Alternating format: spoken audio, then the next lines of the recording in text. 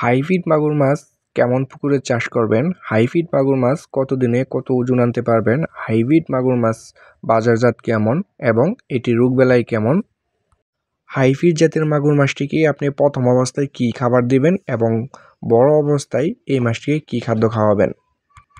বিদেশি এবং হাইব্রিড মাগুর মাছ চাষ করতে হলে আপনার পুকুর কিভাবে প্রস্তুত করবেন, এইগুলা বিষয় নিয়ে আজকে আলোচনা করে থাকব আজকের ভিডিওতে। তবে সকলের সুস্থ এবং সালাম জানিয়ে শুরু করছি আবারও আজকে এক নতুন ভিডিও।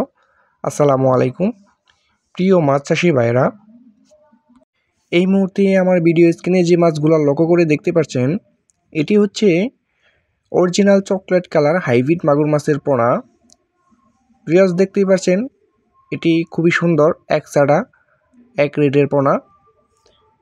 ভিউয়ার্স এটির সাইজ হচ্ছে 2 থেকে 2.5 ইঞ্চি সাইজ এবং 1 কেজিতে ধরবে 500 পিস।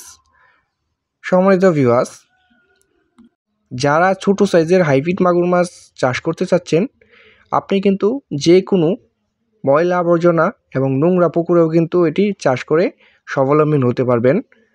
কারণ এই মাছটিকে চাষ করার ক্ষেত্রে আপনার পুকুর কোনো ধরনের প্রস্তুত করা লাগবে না।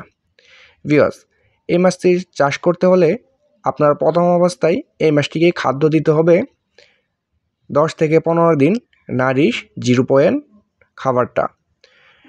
তারপর থেকে আপনি যে কোনো ময়লা আবর্জনা, মরা মুরগি, মুরগি লিটার, মুরগির নাড়ি বুড়ি, গোবর এবং বেকারির পচা পান্তা যে খাবারগুলো রয়েছে, এই খাবারগুলা এই হাইব্রিড মাগুর মাছটিকে আপনি খাদ্য হিসাবে দিতে পারবেন।